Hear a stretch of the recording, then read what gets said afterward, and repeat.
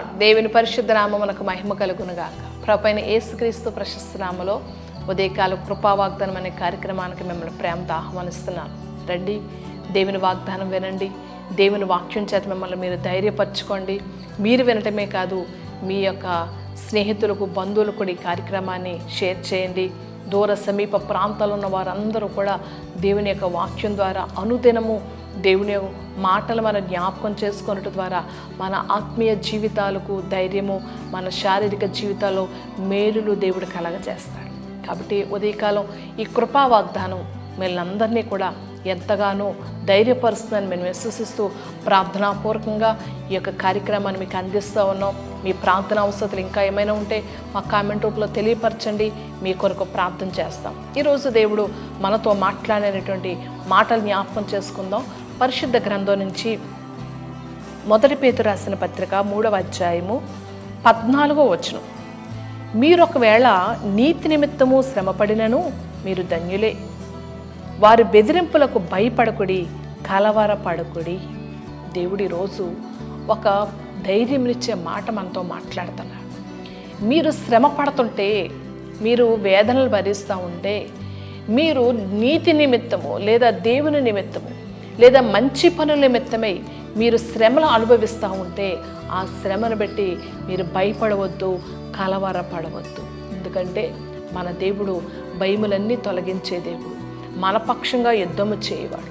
మన భయములన్నీ తొలగించి ఆనాడు గొలియాతు బెదిరింపులకు ఇశ్రాయేలీలందరూ భయపడిపోతూ ఉంటే, ఇశ్రాయేలు ప్రజలందరినీ కూడా గొలియాతు మాటలకు రాజు కూడా భయపడుతూ ఉంటే, దేవుని అభిషేకం కలిగినటువంటి దావీదు మాత్రం దేవుని ఆత్మతో నిండిన వాడే, దేవుని యొక్క బలముతో నిండిన వాడే చెప్తున్నాడు, ఇదిగో సున్నతి లేని ఫిలిష్తీయులు జీవము గల దేవుని సైన్యమును తిరస్కరించుటకు ఏపాటు వారని చెప్పి ధైర్యముతో వారి మాటలకు బెదరలేదు.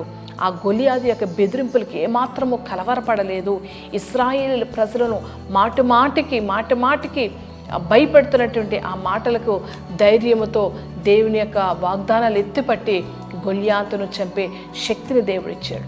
దేవుడు ఈ ఉదయకాలం కూడా నిన్ను మాట్లాడుతున్నాడు. ఒకవేళ నీతి నిమిత్తము నీవు హింసించబడతా ఉంటే, దేవుని నిమిత్తమే శ్రమ పడతా ఉంటే, దేవుని యొక్క కార్యాల కొరకు నీవు వేచి ఉంటే, ఇదిగో దేవుడు ప్రతి భయమును తొలగించే దేవుడు, ప్రతి చింతను తొలగించే దేవుడు, ప్రతి కలవరాన్ని తొలగించే దేవుడు. ఎంతైతే మీరు దేవుని కొరకు హింసించబడుతున్నారో అంత దేవుడు మీ కొరకు మేలును దాచించుతాడు. మత్తయి సువార్తలో యేసు ప్రభువారు ధన్యతలో ఒక అద్భుతమైన ధన్యత ఉంటుంది. నీతి నిమిత్తము హింసించబడేవారు ధన్యుడు, దేవుడు పరలోకమందు వారి ఫలము అధికమగును. దేవుని కొరకు శ్రమ పడుతున్నావేమో, దేవుని కొరకు నిందలు అనుభవిస్తున్నావేమో, దేవుని కొరకు అనేక రీతిలుగా కుటుంబంలో ఒక ప్రక్క లేదా బంధువుల మధ్యలో, స్నేహితుల మధ్యలో అనేక రకాలుగా నలిగిపోతున్నావేమో, నువ్వెంతగా హింసించబడితే అంత ధన్యతను దేవుడు నీకు ఇస్తాడు. నీ ఫలమును దేవుడు అధికము చేస్తాడు. ఇక్కడ పేతురు ద్వారా కూడా మాట్లాడుతున్నారు. దేవుడంట, ఇదిగో ఒకవేళ నీతి నిమిత్తం మీరు శ్రమ పడితే ఆ శ్రమ ధన్యతే, ఆ శ్రమ వెనకాల కీడు వెనకాల మేలు దాచించుతాని వాగ్దానం నెరవేర్చే దేవుడు, శ్రమను ధన్యతగా మార్చే దేవుడు. శారీరకంగా బలహీనతల్లో కృంగిపోతున్నాం, లేకపోతే గర్భఫలం కొరకు దేవుడిస్తాడని వేచియుండి అనేక రకాలుగా నీవు నిందల అవమానాలు భరిస్తున్నా నీ దేవుడు నిన్ను సిగ్గుపరిచే దేవుడు కాదు.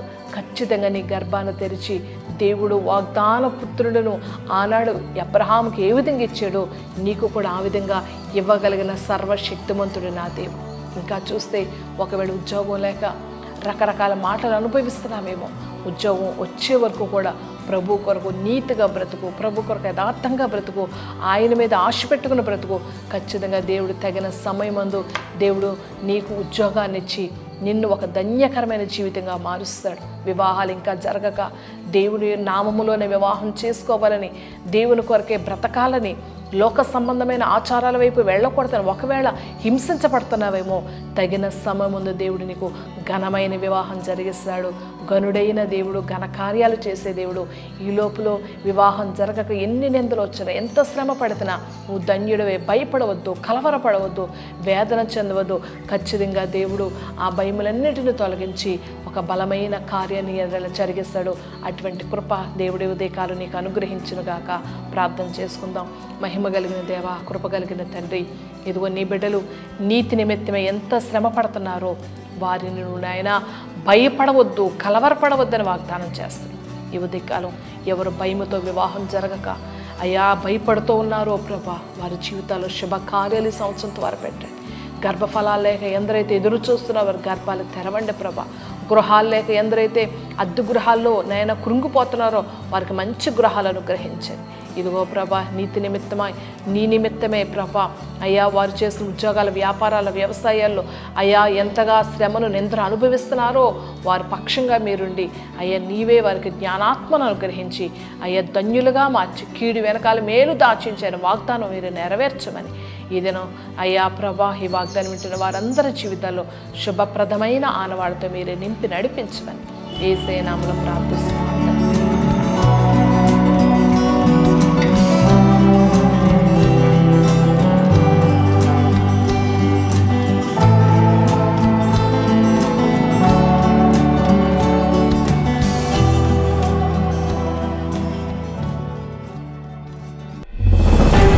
చిన్నమంద సత్య సువార్త 32వ వార్షికోత్సవ దీవెన పండుగలు ఫిబ్రవరి 3, 4, 5, 6 దీవెన గ్రౌండ్ కె గంగవరం నందు ప్రతిరోజు ఉదయం, మధ్యాహ్నం మరియు సాయంత్రం.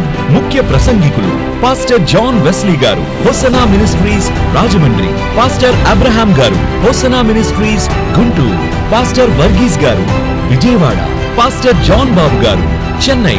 పాస్టర్ సునార్ జోసెఫ్ గారు, కేరళ. చిన్నమంద క్వైర్ వారిచే అభిషేక ఆరాధన. అభిషేకించబడిన దైవజనులచే ఆత్మీయ వర్తమానాలు మరియు మీ కొరకు ప్రత్యేక ప్రార్థనలు చేయబడును. ఉచిత భోజన వసతులు కలవు. రండి, మీ కుటుంబ సభ్యులుగా వచ్చి ఈ దీవెన పండుగల్లో పాల్గొని దైవ దీవెనలు పొందండి. ప్రేమతో ఆహ్వానించువారు పాస్టర్ సలాది జకరియా గారు. చిన్నమంద సత్య సువార్త దీవెన ground, Kotipalli road, K Gangavaram, doctor B R Ambedkar, Konaseema జిల్లా.